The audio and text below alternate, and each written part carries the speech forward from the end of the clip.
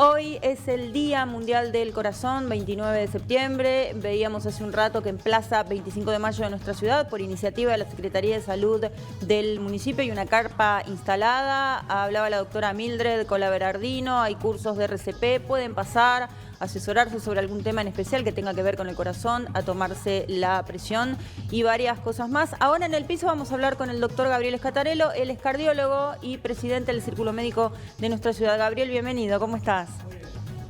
Bueno, hoy es el Día Mundial del Corazón. ¿Cómo lo cuidamos? Bueno, precisamente se establece esta fecha para hacer concientizar a la población, para generar una concientización con respecto al cuidado, ¿no?, de nuestra salud cardiovascular. ¿Y qué implica esto? Esto implica, todos sabemos qué cosas son buenas y qué cosas son malas para nuestra salud. Por lo menos la gente adulta sabe qué es lo que está bien y lo que está mal, cuáles son los alimentos correctos y cuáles no. El tema son los hábitos. Generar un hábito implica que todos los días nosotros tratemos de, generar un ambiente para que ese hábito se haga costumbre todos los días. Es decir, si nosotros practicamos todos los días el alimentarnos en forma saludable, en comer baja cantidad de grasas, baja cantidad de calorías, salir a hacer ejercicio, disminuir el consumo de sal de las comidas, disminuir el consumo de dulce de las comidas, eso se va a repercutir en todos los días, si lo practicamos todos los días, en hábitos saludables y en una mejor salud cardiovascular. Y en realidad a los médicos nos queda el hecho de controlar a los pacientes, de ir a buscar estos factores de riesgo que siempre hablamos cada vez que llegamos a la población, es decir, el control de la presión arterial para ver si esta persona, este paciente tiene hipertensión o no, en hacer un buen análisis de sangre para controlar los valores de azúcar en sangre y los valores de lípidos en sangre, que son factores de riesgo, digamos, que llevan a enfermedad cardiovascular.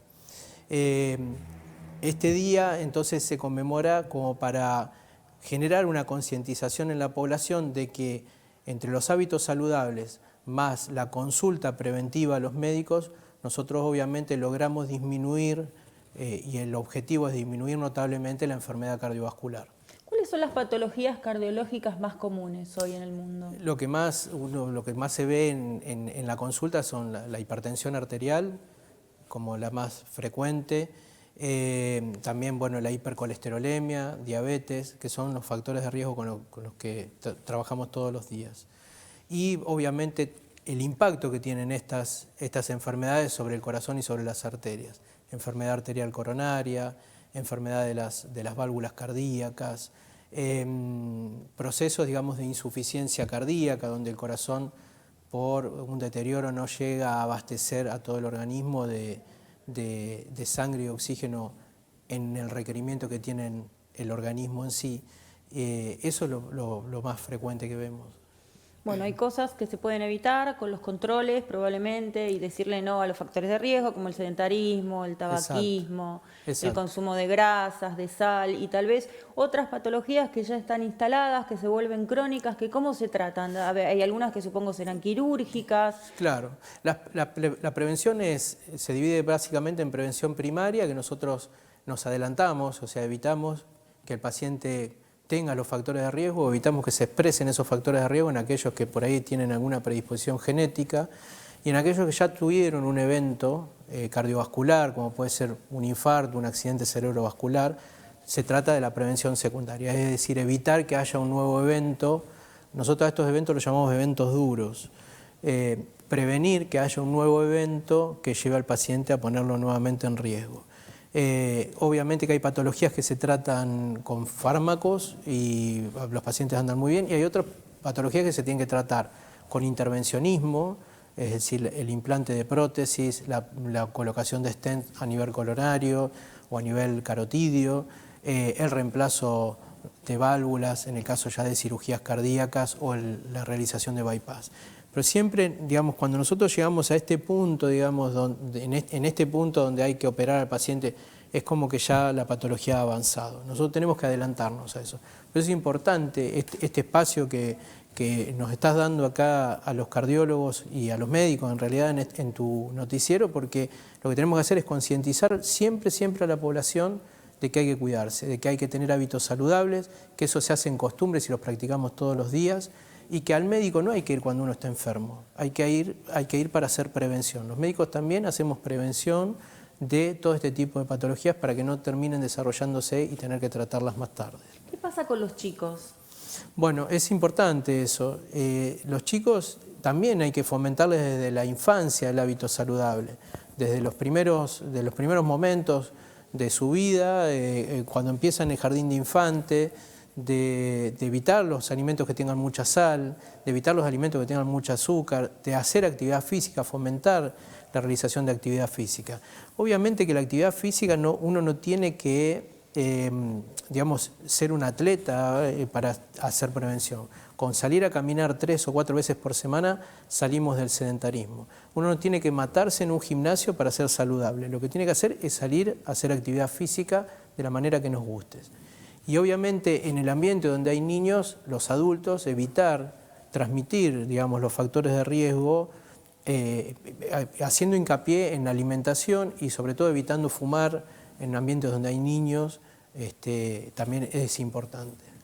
Bueno, y luego del COVID se han visto, ¿no?, problemas del corazón en personas que lo han transitado, han tenido problemas del corazón. La pandemia nos ha mostrado un poco de todo. La verdad que hemos visto pacientes que han andado muy bien y que lo han transitado como un resfrío, y pacientes que han hecho problemas cardiológicos complejos.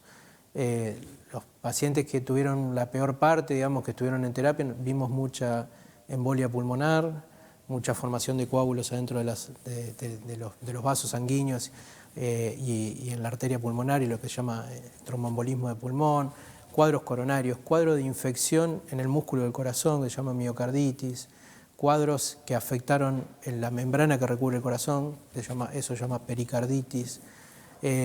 Por suerte no fue, en un número importante, pero eso lo vivimos y lo seguimos viendo, y seguimos viendo pacientes que post pandemia y después de haber tenido el COVID siguen con fatiga crónica, siguen con falta de aire, como que no se han terminado de recuperar del todo. Creo que las vacunas han resuelto el problema. Desde que se instauraron las vacunas, la gente se enfermó menos, hubo menos tasa de internación y hubo menos muerte. Así que no olvidar eso. La gente que no tiene el esquema de vacunación completa, yo sigo diciendo lo mismo, se tienen que ir a vacunar, porque para tener inmunidad, la inmunidad de rebaño que hemos hablado tanto, tenemos que tener un nivel de anticuerpos estables en toda la población durante el tiempo. Y eso se logra con la vacunación. Y si viene una vacuna nueva para una cepa nueva, que lo que se está hablando es que se va a venir una vacuna para la cepa de Omicron, hay que ir y colocársela. No hemos tenido casos graves de problemas con las vacunas, o sea, no ha habido inconvenientes con las vacunas que hayan sido severos. La gran población, la mayor parte de la población ha recibido la vacuna y más allá de la fiebre, el dolor de cuerpo, lo que genera una vacuna, no ha habido inconvenientes con esto. ¿Las enfermedades cardiológicas siguen siendo hoy en día la primera causa de muerte en el mundo? Sí. Bien. Sí. ¿Y estadísticamente han bajado los números en relación tal vez a la concientización y a los cambios de hábitos de la gente en general? Sí, yo creo que la gente hace mucho más, no sé si han bajado, porque esto depende de cuestiones sociales también. En nuestro país ocurrió en la crisis del 2001, que fue una crisis económica, aumentó drásticamente la tasa de infarto y accidente cerebrovascular. Entonces, depende mucho esto de lo que se esté viviendo en la sociedad. Siempre que hay crisis económica y hay crisis sociales, la enfermedad cardiovascular vuelve, por el estrés que esto genera, vuelve a aparecer. Entonces, en el momento que está viviendo nuestro país, que es un momento delicado desde el punto de vista económico y político, yo me temo que probablemente las tasas de infarto no bajen, sino que aumenten. Y esto es difícil de evitar, porque esto depende mucho del estrés de la población, de cómo la gente viva esta crisis, si le alcanza o no le alcanza el dinero, si puede subsistir con lo que está ganando. Así que bueno, es un dato importante esto, y no nos tenemos que olvidar que también venimos de una crisis económica y social post-pandemia también. O sea, la pandemia también generó esto de que la gente no podía trabajar, no podía hacer su actividad. Así que en el mundo creo que nosotros, los valores se mantienen, no han bajado, pero sí la gente tiene otra conciencia. Uno ve, sobre todo la gente más joven, va al consultorio a hacer prevención, pero la gente más grande va cuando está enferma.